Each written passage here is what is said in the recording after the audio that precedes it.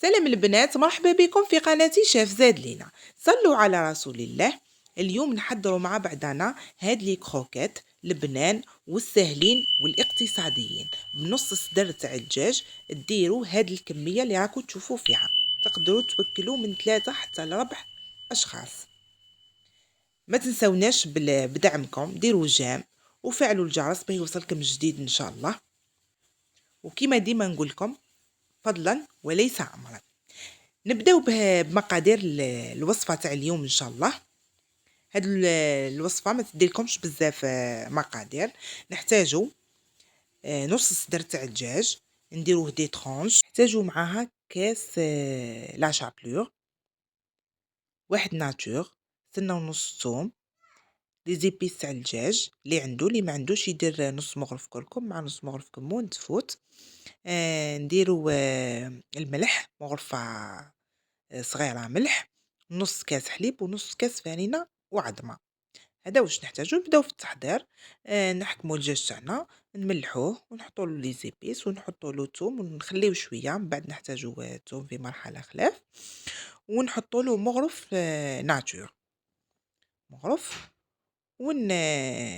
نخلطوا كامل المكونات. هي من الاحسن هذه المرحله نديروها قبل شويه، كون تكون بساعتين ولا 3، ولا ديريها في الليل وغدوه الصباح طيبيها مليحه.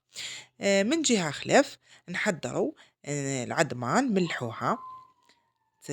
تخلطي العظمه تاعك بهذه الطريقه كما راكي تشوفي، تخلطيها مليح العظمه مع الملح، ونزيدوا لها الحليب، نص كاس حليب ونص كاس فانيلة. نفضل تستعملي لهنا الفوي باه ما تكعبرلكش الفانيلة. تخلطيها مليح بهذه الطريقه، ومن بعد نعدلك القوام اللي لازم تتحصلي عليه.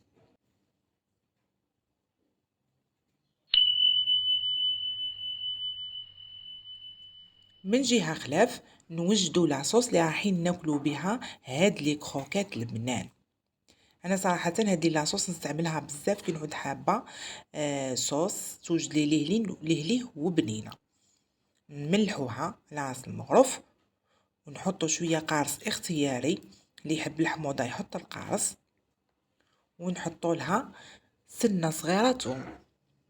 انا تاني اختياري، اللي ما يحبش ريحه الثوم ولا ما يشيهاش ما يحطش الثوم، يملح ويحط القارص، ولا بعدا تذوقوا وتشوفوا. نبداو في التحضير. هذا هو القوام تاع العظام والفرينه والحليب، لازم يجوك بهذا القوام. ونبداو نحطوا شويه شابلور فوق البلون اللي رايحين نحطوه فوقو، وتبداي تمرغدي في العظمه وتزيدي في لاشابلور كيما راكي تشوفي. انا درت لكم 3 باه صورت لكم، ومن بعد اني كملت الكميه كامل. تمرغديها مليح في لاشابلور، لازم تهز لك مليح لاشابلور، ما تديلكمش الوقت. ليه يوجدوا هاد لي كروكيت، تفرحي بهم وليداتك، الولاد يموتوا عليهم هاد لي كروكيت. تحطي مليح منين البلاصه اللي ما تقاستلكش تحاولي تزيدي تحطي فوقها لا شابلور، وتقليهم عادي. نقليوهم فوق نار متوسطه باه يطيب لك ليسكالوب من داخل. ديريهم حمر شويه باه يجيو يشهيو بهذه الطريقه.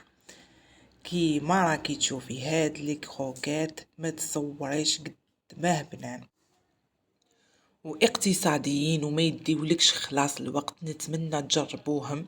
اي وحده مبتدئه يصلحوا لها، ما تخافش منهم يعني. ويوجدوا لها في وقت قياسي. تجي خدامه ما عندهاش الوقت العشيه، توجدهم في وقت قصير. نتمنى تجربوها وتنال اعجابكم. ما تنساوناش بليجام والبارطاج والجرس باه يوصلكم الجديد.